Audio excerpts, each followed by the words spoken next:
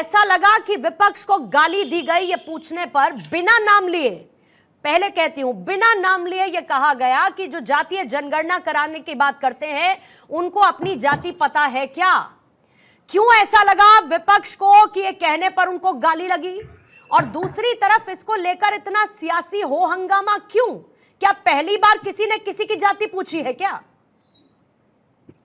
देखिए, इस पूरे मामले को समझिए। मुझसे आपने पूछा कि तुम्हारा नाम क्या है, मैं बताऊंगा कि मेरा नाम तारिक है। उसके बाद पूछा गया मुझसे ही, मैं अपने ऊपर रख रहा हूं, किसी और को कहूंगा तो शायद बुरा लग जाए। फिर मुझसे पूछा गया, मुझसे यह सवाल पूछा जाए कि आपके माता पिता का पता नहीं है। यह अजीब सवाल है। सही सवाल क्या है कि आपके माता पिता का नाम क्या है। यह कटाक्ष नहीं, कहने को कह सकते हैं, और अगर कुछ गलत नहीं किया कहा तो एक्सपंज क्यों किया गया?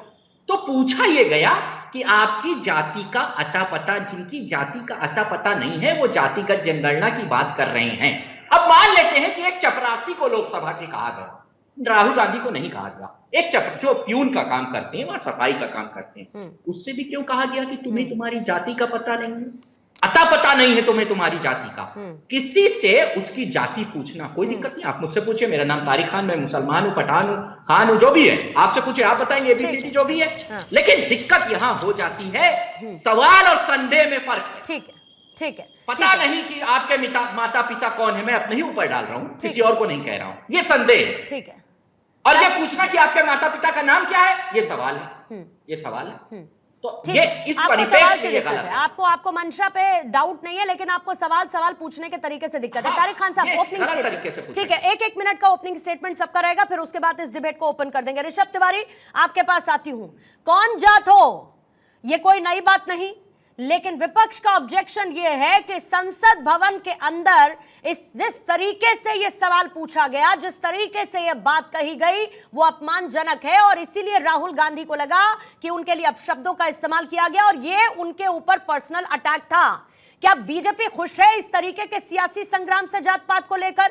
और क्या यह उनका कहना गलत है कि किसी की भी जाति आप सदन में कैसे पूछ सकते हैं? पूर्णिमा जी, सबसे पहले धन्यवाद भारत 24 का, जिन्होंने चर्चा के लिए आमंत्रित किया। चोर की दाढ़ी में तिनका, यह शब्द बिल्कुल सटीक बैठ रहा है आज के डेट में विपक्ष के ऊपर। अगर भैया आपने चोरी नहीं की है तो आपको बुराई किस बात का लग रहा, मिर्ची किस बात का लग रहा? उन्होंने तो नाम किसी का नहीं लिया। और एक बात, जो सबकी जाति पूछे, घर में टिंग टोंग करके माँ बहन की जाति पूछने की बात करे, तो बच्चों की जाति पूछने की बात करे, तो बुजुर्गों की जाति पूछने की बात करे, जाति जनगणना करने की बात करे, आज जब सदन में खड़ा होकर किसी और से जाति की बात पूछ ली गई तो बड़ी खलबली मच गई। क्योंकि सत्य यह है, हम तो भाई देखते हैं जो कहते हैं। जो हमने देखा है कि सैम पतूडा के कान में जाकर एक वरिष्ठ नेता कांग्रेस के बोल रहे थे मेरा गोत्र क्या है। जब आपको अपना गोत्र पता ना हो तो आपसे जाति के बारे में क्यों नहीं पूछा जाना चाहिए कि आपको पता है क्या? तो आप जब किसी के घर में जाएंगे तो आपको क्या बोलेंगे? तो ऋषभ तिवारी, आप ब्राह्मण हैं, आपको पता है क्या? या ये पूछेंगे ऋषभ तिवारी आपका जात क्या है? तो आपको दिक्कत किस बात की है? दूसरी बात, जाति की बात लाकर गंदी राजनीति कौन किया है देश में पूर्णिमा जी, ये हम सबने देखा है। मंडल कमीशन को दरकिनार किसने किया है, ये हम सबने देखा है। 2004 हो, 2009 हो या 2010 के बाद का समय हो। लेकिन वो ये कह रहे हैं कि क्या ये संसदीय भाषा है, क्या ये संसदीय मर्यादा है, संसद के अंदर क्या इस तरीके से कहा जाना उचित था? और किसी से भी कहा गया, किसी एक चपरासी से एग्जाम्पल देकर वो कह रहे हैं तारिक खान साहब कि आपने उससे भी कैसे पूछ लिया, आपने किसी का नाम नहीं लिया। ठीक है, जल्दी से मुझे टीम कंफर्म करेगी। अजय उपाध्याय अगर हमारे साथ है तो अजय उपाध्याय जी आपसे थोड़ी देर बाद हमारे साथ सुनेंगे, लेकिन अजय उपाध्याय ज्वाइन करें, उसके बाद में राहुल गांधी की एक बाइट आपको सुनवाऊंगी। उससे पहले प्रोफेसर विनीत सिंह आपके पास में आती हूं। विनीत सिंह, मैं समझना चाहती हूं कि इतना हो हल्ला क्यों है? क्या ये डबल स्टैंडर्ड नहीं दिखाता है कि एक तरफ आप जातीय जनगणना की बात करते हैं, बाहर खुले में आप पूछते हैं कौन जात हो, ये पूछते हैं, और दूसरी तरफ आप एग्जाम्पल कैसे देते हैं कि कोई अगर जूते सिलने वाला आदमी है उसको आप मशीन भिजवाते हैं, उसके साथ आप बैठते हैं, आप समानता की बात करते हैं, समानता की आप एक पिक्चर देना चाहते हैं, लेकिन दूसरी तरफ आप ये भी पूछते हैं कि तुम बताओ तुम कौन सी जात के हो, तुम बताओ तुम कौन सी जात के हो, तुम्हारी जात क्या है, तुम क्या हो।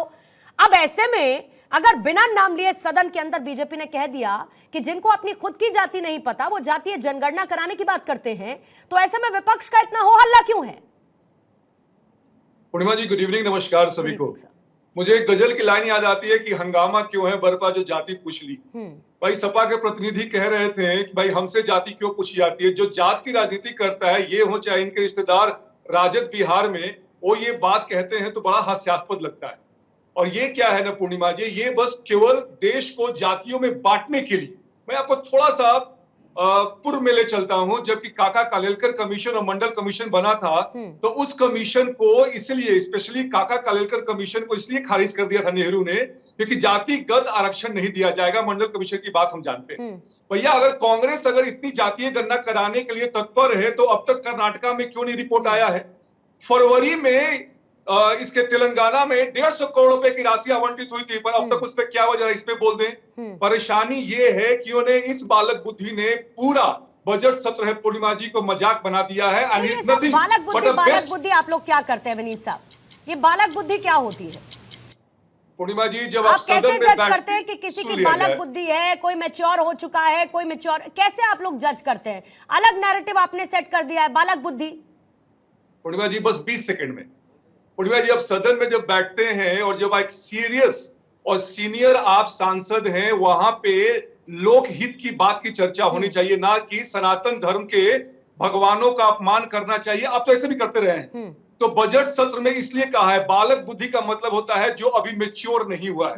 क्या 55 साल 56 साल के राहुल गांधी की मैच्योरिटी ये दिखाती है कि बजट सत्र पे भाषण ना चर्चा करके आप फोटो दिखाएं और जातीय गणना की बात करें? जब आपका अपना समय आता है तब तो आप करते नहीं है। और जब दूसरे का समय कहते हैं ना कि अपने समय में तौबा तौबा, दूसरे में वल्ला वल्ला, वो नहीं चलेगा पूर्णिमा।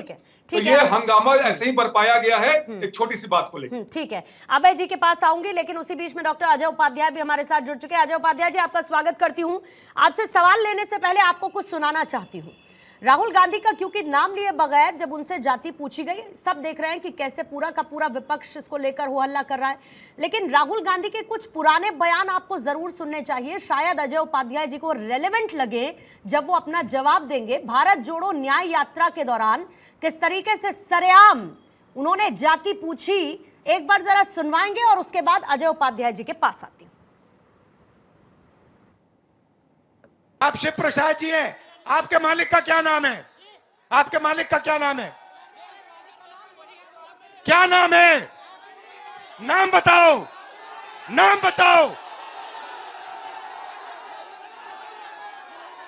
ओए मारो मत यार, मारो मत उसको, मारना नहीं है, मारना नहीं है। नाम बताओ उसका। वो ओबीसी है? नहीं। वो दलित है? नहीं। वो आदिवासी है? नहीं। अरबपति है वो। अजय उपाध्याय जी के पास आ जाते हैं। अजय उपाध्याय जी बताइए, अब इस डबल स्टैंडर्ड का क्या कीजिएगा?